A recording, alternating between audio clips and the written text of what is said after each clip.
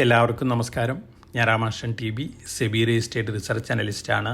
ഈ weekly podcast കേട്ടതിന് ശേഷം ഡിസ്ക്ലെയിമർ കൂടി വായിച്ച് നോക്കണമെന്ന് താല്പര്യപ്പെടുന്നു. മെയ് മാസം കഴിഞ്ഞു, ജൂൺ മാസത്തിലേക്ക് എൻട്രിയാണ്. നാളെ നമ്മൾ മെയ് മാസത്തെ market situation month two month നോക്കുകയാണെങ്കിൽ എല്ലാ ഗ്ലോബൽ മാർക്കറ്റുകളും ബെറ്റർ ആയിട്ടാണ് മെയ്യിൽ ക്ലോസ് ചെയ്തിരിക്കുന്നത്. അതേസമയം നമ്മൾ വീക്ക് ടു വീക്ക് നോക്കുകയാണെങ്കിൽ ഇന്ത്യ മാത്രമാണ് സ്ലൈറ്റ്ലി വീക്കായിട്ട് കഴിഞ്ഞ ആഴ്ച ക്ലോസ് ചെയ്തിരിക്കുന്നത്. മറ്റെല്ലാ മാർക്കറ്റുകളും വെള്ളിയാഴ്ച അല്ലെങ്കിൽ കഴിഞ്ഞ ആഴ്ചയും ബെറ്റർ ആയിരുന്നു. ഇനി നമ്മൾ അമേരിക്കയിലത്തെ ഒരു ട്രെൻഡ് നോക്കുകയാണെങ്കിൽ ടെക്നോളജി സ്റ്റോക്കുകൾ തന്നെയാണ് അമേരിക്കയിൽ വീണ്ടും കഴിഞ്ഞ ആഴ്ചയിൽ മുന്നേറിയിട്ടുള്ളത്. മൈക്രോസോഫ്റ്റ്, അതുപോലെ തന്നെ ഡിഫൻസ് റിലേറ്റഡ് AI കമ്പനി, പാലൻറ്റീർ, ഈ കമ്പനികളൊക്കെ റെക്കോർഡ് ഹൈനെടുത്താണ് കഴിഞ്ഞ ആഴ്ച ക്ലോസ് ചെയ്തിരിക്കുന്നത്. അടുത്ത ദിവസങ്ങളിൽ ഒരുപക്ഷെ പുതിയ റെക്കോർഡ് ഹൈ ഈറ്റിയാനുള്ള സാധ്യതകളാണ് കാണുന്നത്. അമേരിക്കയിൽ personal consumption expenditure index data വന്നിരുന്നു. ഇൻഫ്ലേഷൻ ഡാറ്റയാണ്. 2.1% ഏപ്രിൽ മാസത്തിൽ രേഖപ്പെടുത്തിയിട്ടുള്ളത്. ഇത് ഫെബ്രുവരി 2021 ശേഷമുള്ള ലോവസ്റ്റ് ഫിഗറാണ്. അപ്പോൾ ഈ ഫിഗർ ഇൻഡിക്കേറ്റ് ചെയ്യുന്ന ഒരു പക്ഷേ US ഫെഡ് അടുത്ത മീറ്റിങ്ങിൽ ഇൻട്രസ്റ്റ് റേറ്റ് കട്ട് ചെയ്യാനുള്ള തീരുമാനം എടുത്തേക്കും എന്നുള്ളൊരു ഇൻഡിക്കേഷനാണ്. ഇത്തരത്തിലുള്ള ഡിസിഷൻ വരികയാണെങ്കിൽ തീർച്ചയായിട്ടും അമേരിക്കൻ കോർപ്പറേറ്റുകളെ സംബന്ധിച്ചും അമേരിക്കൻ ജനങ്ങളെ സംബന്ധിച്ചും പോസിറ്റീവ് ആണ്. ഇത് അൾട്ടിമേറ്റ്ലി അമേരിക്കൻ മാർക്കറ്റിനും പോസിറ്റീവായിട്ടുള്ളൊരു ഇമ്പാക്റ്റാണ് നൽകാൻ പോകുന്നത്. ഒപ്പം നമ്മൾ മറ്റ് ഗ്ലോബൽ സിറ്റുവേഷനൊക്കെ നോക്കുകയാണെങ്കിൽ, ഗ്ലോബൽ മാർക്കറ്റുകളുടെ കാര്യമൊക്കെ നോക്കുകയാണെങ്കിൽ യൂറോപ്പ് ബെറ്റർ ആയിരുന്നു, ചൈന, ജപ്പാൻ എല്ലാം ബെറ്റർ ആയിരുന്നു. നമ്മളെ സംബന്ധിച്ച് വെള്ളിയാഴ്ച മാറ്റി വെച്ച് കഴിഞ്ഞാൽ മെയ് മാസം ബെറ്റർ മന്ത് തന്നെയായിരുന്നു. ഒപ്പം കമോഡിറ്റികളുടെ കാര്യം നോക്കുകയാണെങ്കിൽ ഗോൾഡ് സ്ലൈറ്റ്ലി വീക്കായിട്ടാണ് വെള്ളിയാഴ്ച ക്ലോസ് ചെയ്തിരിക്കുന്നത്. അതേസമയം സിൽവർ സ്ലൈറ്റ്ലി ബെറ്റർ ആണ്, നാച്ചുറൽ ഗ്യാസ് സ്ലൈറ്റ്ലി ബെറ്റർ ആണ്. ഒപ്പം അലുമിനിയം, സിങ്ക്, അയൺ ഓർ ഈ കമോഡിറ്റികളെല്ലാം തന്നെ സ്ലൈറ്റ്ലി വീക്കായിട്ടാണ് കഴിഞ്ഞ ആഴ്ച ക്ലോസ് ചെയ്തിരുന്നത്. കോപ്പറും ഓൾമോസ്റ്റ് ഫ്ലാറ്റ് അല്ലെങ്കിൽ സ്ലൈറ്റ്ലി വീക്ക് ലെവലാണ്. ഗോൾഡിൻ്റെ കാര്യം നോക്കുകയാണെങ്കിൽ ഗോൾഡ് $3,290 പെർ ഔൺസിനാണ് ക്ലോസ് ചെയ്തിരിക്കുന്നത്. അതേസമയം നമ്മൾ മെയ് മാസത്തെ പ്രൈസ് റേഞ്ച് നോക്കുകയാണെങ്കിൽ $325 പെർ ഔൺസ് പ്രൈസ് റേഞ്ചിലാണ് ഗോൾഡ് ഫ്ലക്ച്വേറ്റ് ചെയ്തിരിക്കുന്നത്. ഏപ്രിൽ മാസത്തിൽ $540 പെർ ഔൺസ് ലെവലിലാണ് ഗോൾഡ് ഫ്ലക്ച്വേറ്റ് ചെയ്തിരുന്നത്. അപ്പോൾ ഇത് ഇൻഡിക്കേറ്റ് ചെയ്യുന്നത് മെയ് മാസത്തെ ഈ ലോവർ റേഞ്ച് ഇൻഡിക്കേറ്റ് ചെയ്യുന്ന അടുത്ത ദിവസങ്ങളിലൊരു കൺസോൾട്ടേഷൻ മോഡിലേക്ക് ഗോൾഡ് മാറിയേക്കും എന്നുള്ളൊരു ഇൻഡിക്കേഷനാണ്. അതേസമയം US fed interest rate cut ചെയ്യാനും ഗോൾഡിനെ സംബന്ധിച്ച് പോസിറ്റീവാണ്. അതോടൊപ്പം തന്നെ മറ്റ് ജിയോ പൊളിറ്റിക്കൽ ന്യൂസ് ഫ്ലോസ്, അതുപോലെ തന്നെ central bank related news flows എല്ലാം തന്നെ ഗോൾഡിനെ സംബന്ധിച്ച് പോസിറ്റീവാണ്. അപ്പോൾ നമ്മൾ ഒരു ഇയർ ടാർഗറ്റ് നോക്കുകയാണെങ്കിൽ മുമ്പ് ഗോൾഡ്മാൻ സാക്സ് ഒക്കെ പ്രെഡിക്റ്റ് ചെയ്ത രീതിയിൽ $4,000 പെർ ഔൺസിലേക്ക് ഗോൾഡ് വരാനുള്ള സാധ്യതകൾ തന്നെയാണ് കാണുന്നത്. എന്നിരുന്നാലും അടുത്ത ദിവസങ്ങളിൽ ഒരു കൺസൾട്ടേഷൻ മോഡാണ് നമ്മൾ ഗോൾഡിൽ എക്സ്പെക്റ്റ് ചെയ്യുന്നത്. ക്രൂഡ് ഓയിലിൻ്റെ കാര്യം നോക്കുകയാണെങ്കിൽ നേരത്തെ സൂചിപ്പിച്ച പോലെ ഒപ്പക്ക് പ്രൊഡക്ഷൻ കൂട്ടാണ്. ജൂലൈ മുതൽ 4,11,000 ബാരൽ പെർ ഡേ ആണ് പ്രൊഡക്ഷൻ കൂട്ടുന്നത്. അതിൻ്റെ ഒരു ഇമ്പാക്റ്റ് ക്രൂഡ് ഓയിൽ പ്രൈസിൽ കണ്ടിട്ടുണ്ട്. വെള്ളിയാഴ്ച വീണ്ടും ഒരു പക്ഷേ ബ്രണ്ട് ക്രൂഡ് ഓയിലിൻ്റെ പ്രൈസ് താഴെ പോകാനുള്ള സാധ്യതകളുണ്ട്. ഇന്ത്യനെ സംബന്ധിച്ച് വളരെ പോസിറ്റീവായിട്ടുള്ള ന്യൂസാണ്. കാരണം നമ്മൾ ഏറ്റവും കൂടുതൽ ഇമ്പോർട്ട് ചെയ്യുന്നൊരു കമോഡിറ്റിയാണ് ക്രൂഡ് ഓയിൽ. അപ്പോൾ അതിൻ്റെ പ്രൈസ് താഴെ വരുമ്പോൾ തീർച്ചയായിട്ടും നമുക്ക് എക്കണോമിക് ബെനിഫിറ്റ് ഉണ്ട്. അതോടൊപ്പം തന്നെ നമ്മുടെ ഇന്ത്യയിലുള്ള ടയർ സെക്ടർ, പെയിൻറ്റ് സെക്ടർ, ഇത്തരത്തിലുള്ള റിലേറ്റഡ് സെക്ടർ കമ്പനികളെ സംബന്ധിച്ചൊക്കെ ന്യൂസ് പോസിറ്റീവാണ്. ഇന്ത്യൻ റുപ്പിയുടെ സ്റ്റാറ്റസ് നോക്കുകയാണെങ്കിൽ വെള്ളിയാഴ്ച US ഡോളറിന് അഗൻസ്റ്റ് ആയിട്ട് സ്ലൈറ്റ്ലി വീക്കായിട്ടാണ് ക്ലോസ് ചെയ്തിരുന്നത്. 85.57 രൂപ പെർ ഡോളറിനാണ് ഇന്ത്യൻ റുപ്പി ക്ലോസ് ചെയ്തിരിക്കുന്നത്. അപ്പോൾ തീർച്ചയായിട്ടും ഗ്ലോബലി നോക്കുകയാണെങ്കിൽ ഒരു റെസിലിയൻസ് ആണ് മാർക്കറ്റിലുള്ളത്. ഗ്ലോബൽ മാർക്കറ്റുകൾ, കമോഡിറ്റി മാർക്കറ്റുകൾ, സ്റ്റോക്ക് മാർക്കറ്റുകളെല്ലാം തന്നെ ഒരു പോസിറ്റീവ് ബയാസിലാണ് മൂവ് ചെയ്തുകൊണ്ടിരിക്കുന്നത്. ഒപ്പം ട്രംപിൻ്റെ അനൗൺസ്മെൻറ്റുകൾ, സ്റ്റീൽ, അലുമിനിയം ഇമ്പോർട്ട് ഡ്യൂട്ടി കൂട്ടാനുള്ള തീരുമാനം, ഒരു പക്ഷേ മെറ്റൽ സെക്ടറിലൊക്കെ ചെറിയ നെഗറ്റീവ് നീജർക്ക് റിയാക്ഷനൊക്കെ നാളേക്ക് ഉണ്ടാക്കിയേക്കാം.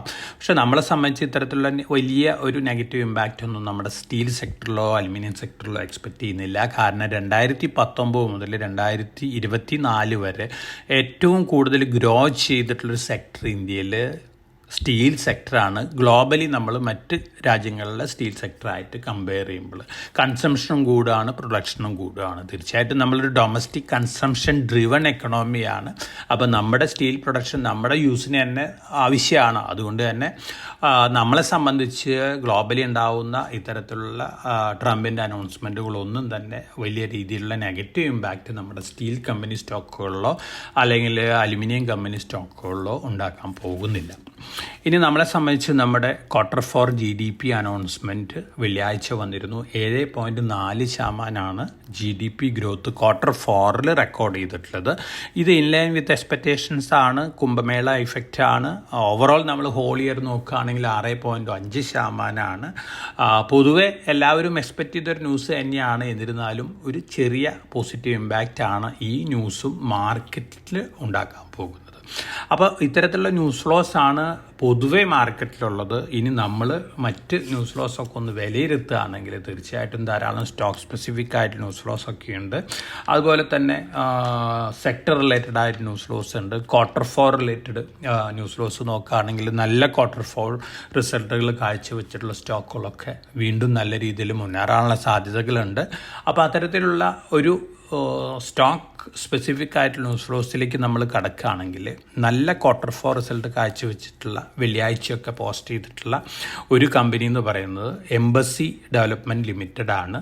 പഴയ ഇന്ത്യ ബുൾഡ് റിയൽ എസ്റ്റേറ്റ് ഒരു റിവേഴ്സ് മെർജർ നടത്തിയിട്ടുള്ളതാണ് എംബസി റിലേറ്റഡ്, അതുപോലെ തന്നെ പ്രൈവറ്റ് ഇക്വിറ്റി കമ്പനികളൊക്കെ ആയിട്ട്. ഈ കമ്പനിയുടെ Q4 റിസൾട്ട് എക്സലൻ്റ് ആയിരുന്നു. അതോടൊപ്പം തന്നെ ഈ കമ്പനിയുടെ ബുക്ക് വാല്യൂ നോക്കുകയാണെങ്കിൽ 76.4 എനിക്ക് തോന്നുന്നു ഇതിൻ്റെ സ്റ്റോക്ക് പ്രൈസ് 101-102 രൂപ റേഞ്ചേ ഉള്ളൂ. ഒപ്പം ഇവരുടെ അസറ്റ് വാല്യുവേഷനൊക്കെ നോക്കുകയാണെങ്കിൽ 3142 ഏക്കർ ലാൻഡ് ഉണ്ട്. അത് ബോംബെ, അതുപോലെ തന്നെ NCR റീജിയൻ, ചെന്നൈ ഇത്തരത്തിലുള്ള സിറ്റികളിലൊക്കെയാണ്. ബാംഗ്ലൂർ എംബസിയുടെ മേജർ പ്ലേ ഗ്രൗണ്ട് എന്ന് പറയുന്നത് ബാംഗ്ലൂരും കൂടിയാണ്. അപ്പോൾ എംബസി ഡെവലപ്മെൻറ്റ് ലിമിറ്റഡ് എക്സലൻറ്റ് റിസൾട്ടാണ്. അതുപോലെ തന്നെ വളരെ റിസ്ക് കുറഞ്ഞിട്ടുള്ള റിയൽ എസ്റ്റേറ്റ് കമ്പനിയും കൂടിയാണ്. ധാരാളം ലാൻഡ് ബാങ്ക് ഉണ്ട്, നല്ല വിസിബിലിറ്റി ഉണ്ട്.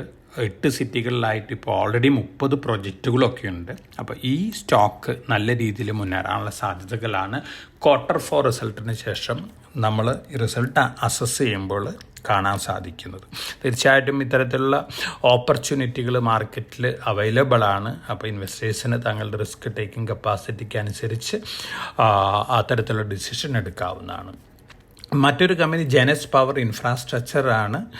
സ്മാർട്ട് മീറ്റർ രംഗത്തുള്ളൊരു കമ്പനിയാണ്. 30,110 കോടി രൂപയുടെ ഓർഡർ ഇൻ ഹാൻഡ് ഉണ്ട്. ഓർഡർ ബുക്ക് 30,110 കോടി രൂപയാണ്. 1 രൂപയാണ് ഇതിൻ്റെ ഫേസ് വാല്യൂ വരുന്നത്. എക്സലൻറ്റ് Q4 റിസൾട്ടാണ്. അതോടൊപ്പം തന്നെ ഇവർ മുമ്പ് നിശ്ചയിച്ചിരുന്ന ഒരു ഡീമർജർ ഉണ്ടായിരുന്നു. അതിൻ്റെ റെക്കോർഡ് ഡേറ്റും അടുത്ത ദിവസങ്ങളിലൊക്കെ വന്നേക്കാം.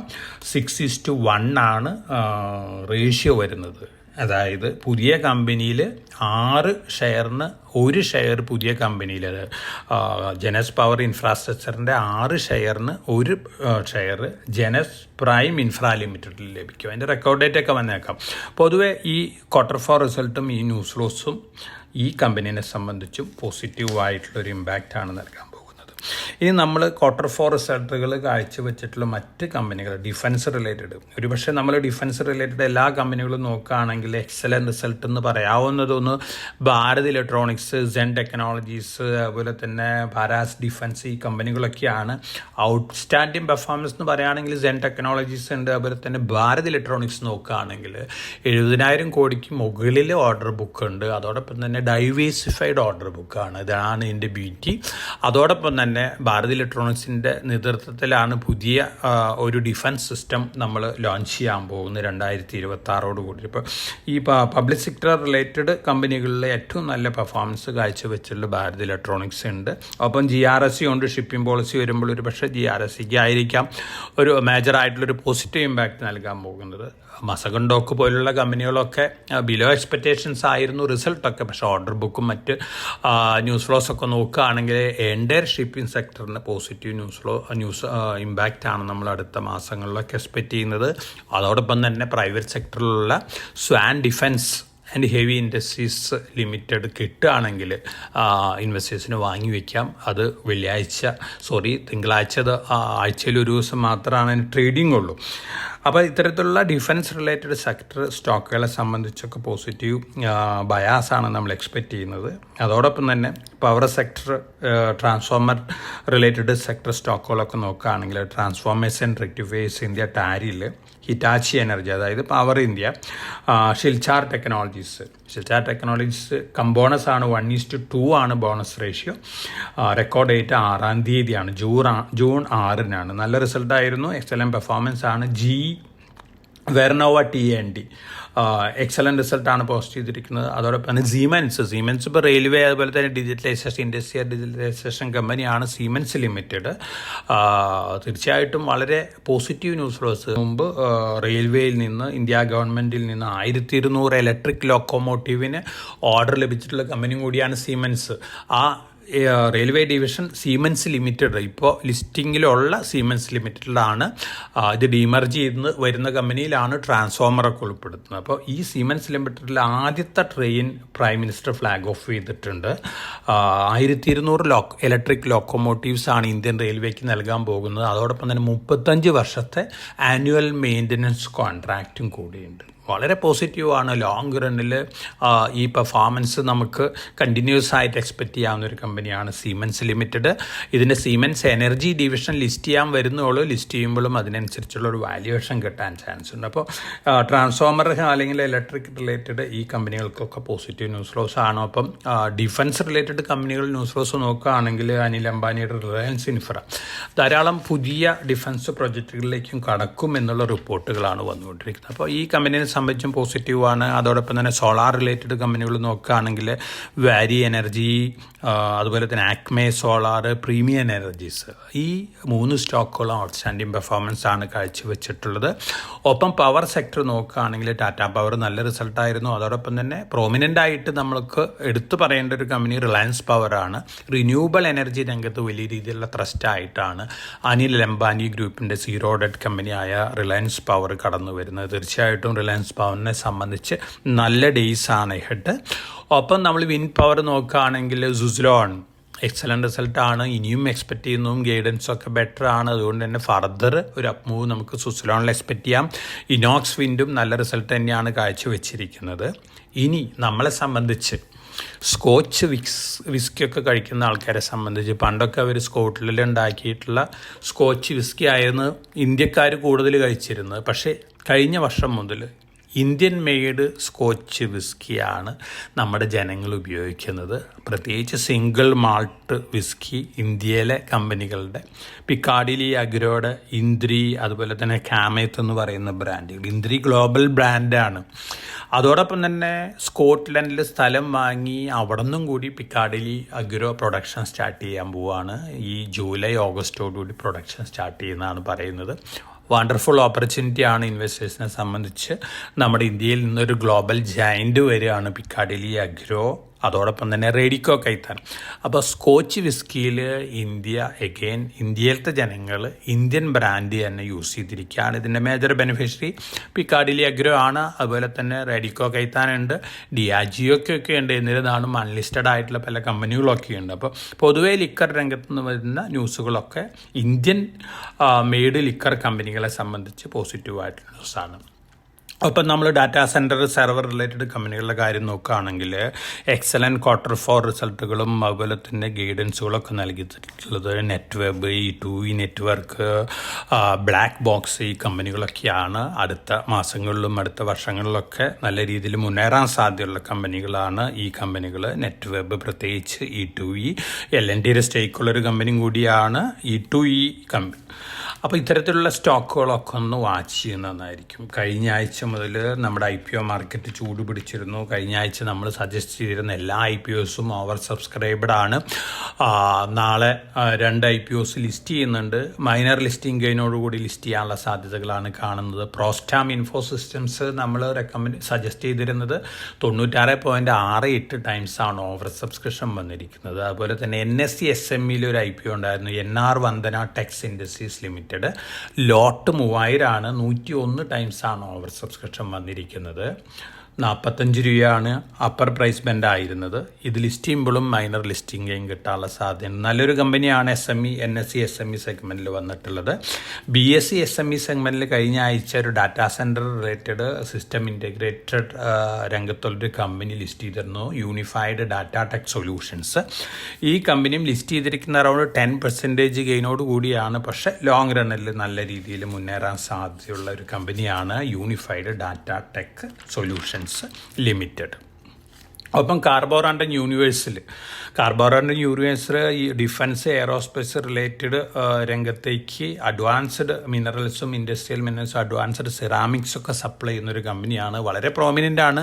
മുരുകപ്പ ഗ്രൂപ്പിൻ്റെ ഒരു കമ്പനിയും കൂടിയാണ്. ഈ കമ്പനീനെ സംബന്ധിച്ചും നല്ല ഡേയ്സാണ് അഹഡ്. കാരണം ഡിഫൻസ് റിലേറ്റഡ് ഡെവലപ്മെൻറ്റ് വരുന്നത് ഏറ്റവും കൂടുതൽ ബെനിഫിറ്റ് ഉണ്ടാക്കാൻ പോകുന്നത് ഈ കമ്പനികൾക്ക്, ഈ ബെനിഫിറ്റ് ഉണ്ടാക്കാൻ പോകുന്ന ഒരു കമ്പനികളിലൊന്നും കൂടിയാണ് കാർബോറാൻഡൻ യൂണിവേഴ്സ് ലിമിറ്റഡ്. ഇതിൻ്റെ ഇക്വിറ്റി ക്യാപിറ്റൽ നോക്കുകയാണെങ്കിൽ 19.04 crore ഉള്ളൂ. 1 രൂപയാണ് ഫേസ് വാല്യൂ. ഇപ്പോൾ ട്രേഡ് ചെയ്യുന്ന അറൗണ്ട് 1000 rupees അപ്പോൾ ഈ ന്യൂസ് ഫ്ലോസ് വരുന്നതൊക്കെ ഈ കമ്പനീനെ സംബന്ധിച്ച് പോസിറ്റീവാണ്. അതോടൊപ്പം തന്നെ കോൾ ഇന്ത്യ 2 IPOസിനുള്ള ഡ്രാഫ്റ്റ് പ്രോസ്പെക്ട്സ് ഫയൽ ചെയ്തിട്ടുണ്ട്.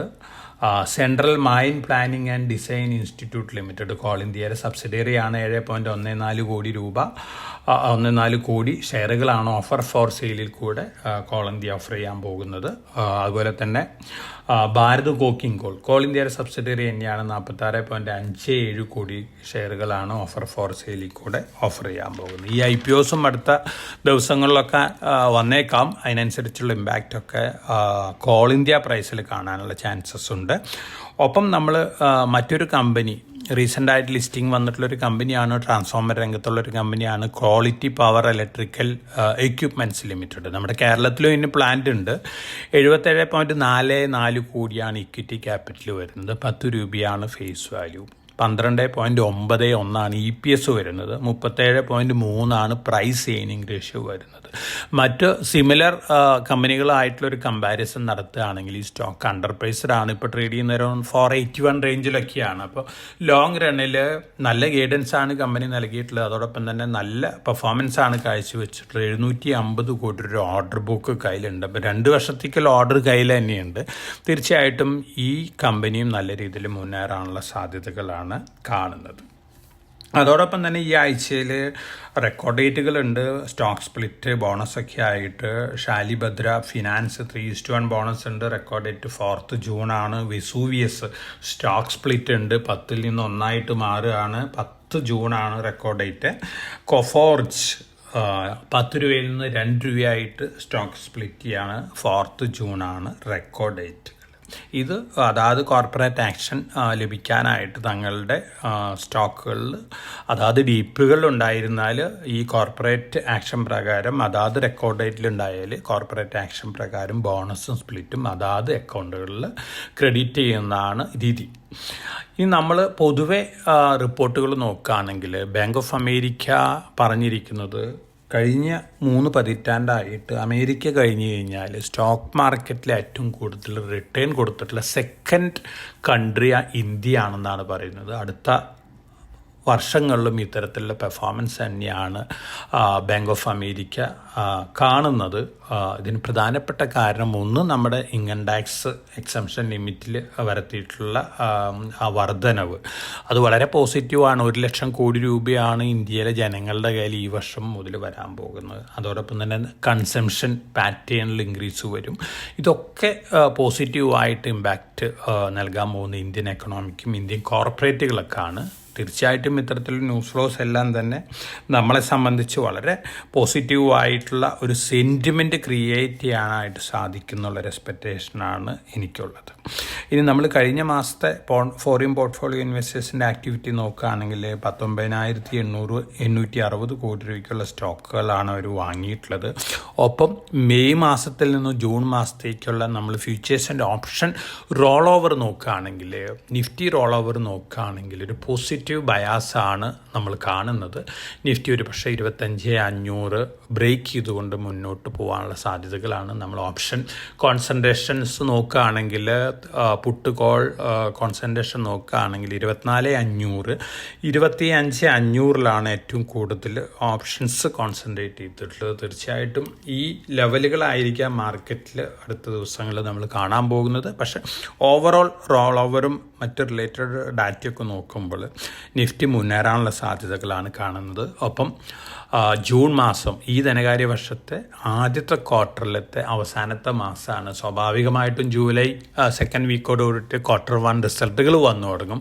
ആ ഒരു റിസൾട്ട് എക്സ്പെക്റ്റേഷനും സാധാരണ രീതിയിൽ ജൂൺ എൻഡിൽ ഉണ്ടാവാറുണ്ട്. അപ്പോൾ നമ്മൾ എക്സ്പെക്റ്റ് ചെയ്യുന്ന ഒരു പോസിറ്റീവ് ബയാസോട് കൂടിയുള്ള മാർക്കറ്റ് മൂവ്മെൻ്റ് ആണ് നിഫ്റ്റി ഒരു പക്ഷേ 25,500 ബ്രേക്ക് ചെയ്ത് ഈ മന്തിൻ്റോടുകൂടി മുന്നേറാനുള്ള സാധ്യതകളാണ് കാണുന്നത്. അപ്പോൾ റിസൾട്ട് ഇമ്പാക്റ്റുകളൊക്കെ നമ്മൾ കണ്ടു കഴിഞ്ഞു. ഇനി ഈ ആഴ്ചയിൽ RBI മോണിറ്ററി പോളിസി ഡിസിഷൻ വരുന്നുണ്ട്. June 6 RBI monetary policy decision വരുന്നുണ്ട്. അപ്പോൾ ഈ RBI മോണിറ്ററി പോളിസി ഡിസിഷനിൽ വീണ്ടും ഇൻട്രസ്റ്റ് റേറ്റ് കട്ട് ചെയ്യാനുള്ള തീരുമാനം എടുക്കുകയാണെങ്കിൽ അത് വീണ്ടും മാർക്കറ്റിനെ സംബന്ധിച്ച് പോസിറ്റീവായിട്ടുള്ളൊരു ഇമ്പാക്റ്റാണ് നൽകാൻ പോകുന്നത്. അപ്പോൾ നമുക്ക് എല്ലാവർക്കും ഒരു പോസിറ്റീവ് എക്സ്പെക്റ്റേഷനോട് കൂടി ഇരിക്കാം. അതോടൊപ്പം തന്നെ നമ്മൾ ഇൻ്റർനാഷണൽ ന്യൂസ് ഫ്ലോസ് ഒന്ന് റോബോട്ടിക് രംഗത്തുള്ള ന്യൂസ് ഫ്ലോസൊക്കെ നോക്കുകയാണെങ്കിൽ റിപ്പോർട്ടുകൾ സൂചിപ്പിക്കുന്നത് ചൈന റോബോട്ടിക് രംഗത്ത് വലിയ രീതിയിലുള്ള കുതിച്ചുചാട്ടമാണ് നടത്തിക്കൊണ്ടിരിക്കുന്ന റിപ്പോർട്ടുകളാണ്. ഹ്യൂമനോയിഡ് റോബോട്ടുകൾ ഇപ്പം തന്നെ ചൈനയിൽ 50% ഇൻഡസ്ട്രിയൽ റോബോട്ടുകൾ, 50%-ലധികം ഫാക്ടറികളിലൊക്കെ ഇൻഡസ്ട്രിയൽ റോബോട്ടുകളാണ്. ഗ്ലോബലി നോക്കുകയാണെങ്കിൽ ഏറ്റവും കൂടുതൽ ഇൻഡസ്ട്രിയൽ റോബോട്ട് പ്രൊഡ്യൂസ് ചെയ്തിട്ടുള്ള രാജ്യം കൂടിയാണ്.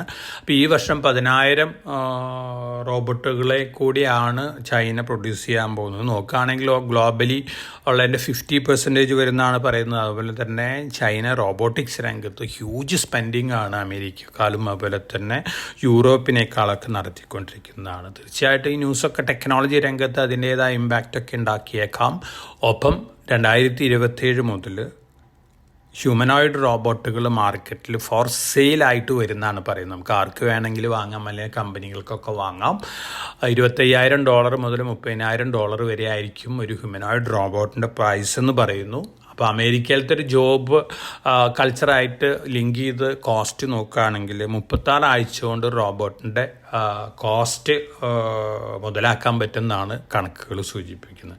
അതായത് ഒരു എംപ്ലോയിനെ നമ്മൾ റീപ്ലേസ് ചെയ്യുകയാണെങ്കിൽ എംപ്ലോയിക്ക് ജീവിതകാലം അല്ലെങ്കിൽ ജോലിയിലുള്ള കാലം മുഴുവൻ കാശ് കൊടുക്കണം, സാലറി കൊടുക്കണം. റോബോട്ടിനാണെങ്കിൽ 36 ആഴ്ചകളെ കൊണ്ട് കോസ്റ്റ് തിരിച്ച് കിട്ടുകയാണ്. അതോടൊപ്പം തന്നെ ഹോളിഡേയ്സ് ഇല്ല, വർക്കിംഗ് 24 hours.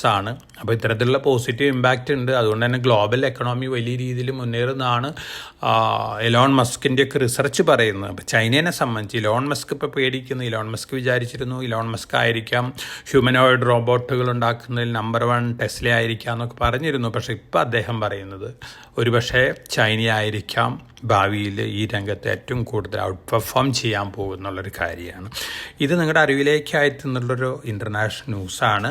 ഒപ്പം നമ്മുടെ യങ്സ്റ്റേഴ്സ് നല്ല രീതിയിൽ AI സ്കില്ലുകളൊക്കെ ഡെവലപ്പ് ചെയ്തില്ലെങ്കിൽ ഇത്തരത്തിലുള്ള റോബോട്ടിക് റീപ്ലേസ്മെൻറ്റ് വരുമ്പോൾ ഏറ്റവും കൂടുതൽ ഇമ്പാക്റ്റഡ് ആവാൻ പോകുന്ന യങ് ജനറേഷനാണ്. അപ്പോൾ നമ്മുടെ യങ് ജനറേഷനെ കൊണ്ട് AI റിലേറ്റഡ് സോഫ്റ്റ് സ്കില്ലുകൾ ഡെവലപ്പ് ചെയ്യേണ്ടത് ഒരു ആവശ്യം കൂടി തന്നെയാണ്. ഇതൊക്കെയാണ് മാർക്കറ്റ് ന്യൂസ് ഫ്ലോസ്. അപ്പോൾ നമുക്ക് നാളെ ഒരു പോസിറ്റീവ് ബയാസോട് കൂടിയുള്ള ഓപ്പണിംഗ് എക്സ്പെക്റ്റ് ചെയ്യാം. ഒരുപക്ഷെ ട്രംപിൻ്റെ announcement minor reaction, knee jerk reaction metal സ്റ്റോക്കുകളിലൊക്കെ കണ്ടേക്കാം. പക്ഷേ ഓവറോൾ നമ്മളെ സംബന്ധിച്ച് പോസിറ്റീവ് ന്യൂസ് ഫ്ലോസ് ആണ്. ജൂൺ എൻഡോടുകൂടി നമ്മുടെ മാർക്കറ്റ് വീണ്ടും നല്ല രീതിയിൽ മുന്നേറുന്നുള്ളൊരു എക്സ്പെക്റ്റേഷനാണുള്ളത്. എല്ലാവർക്കും നല്ലൊരു ട്രേഡിംഗ് വീക്ക് ആശംസിച്ചുകൊണ്ട് ഞാൻ ഇന്നത്തെ വീക്ക്ലി പോഡ്കാസ്റ്റോട് അവസാനിപ്പിക്കുകയാണ്. Thank you.